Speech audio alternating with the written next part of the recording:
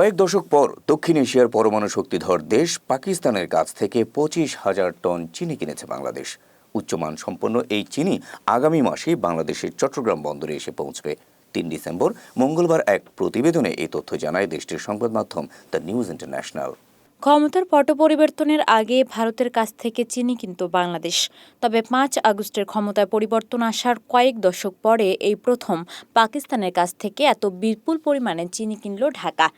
প্রতিবেদনে বলা হয়েছে, পাকিস্তানের কাছ থেকে 25,000 টন উচ্চমানের চিনি কিনেছে বাংলাদেশ, যা আগামী মাসে করাচি বন্দর থেকে চট্টগ্রাম বন্দরে পৌঁছাবে।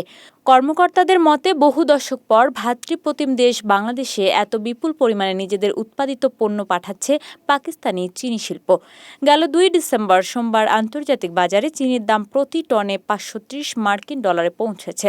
প্রতিবেদনে বলা হয়েছে, এর আগে ভারত থেকে চিনি আমদানি করে আসছিল বাংলাদেশ। প্রধানমন্ত্রী শেহবাজ শরীফের অনুমোদনের পর এই বছর কম বেশি ৬ লাখ টন চিনি রপ্তানি চুক্তি করেছে পাকিস্তানের চিনি শিল্প। এর মধ্যে ৭০,০০০ টন চিনি পাকিস্তান থেকে পাঠানো হবে মধ্য এশিয়ার দেশগুলোতে। পাকিস্তানের এক চিনি ব্যবসায়ী কর্মকর্তার মতে, উপসাগরীয় রাষ্ট্র, আরব দেশ এবং আফ্রিকান দেশগুলো পাকিস্তান থেকে চিনি কেনার চুক্তি করেছে। চিনি রপ্তানি থেকে পাকিস্তান ৪০০ থেকে ৫০০ মিলিয়ন মার্কিন ডলার আয় করবে।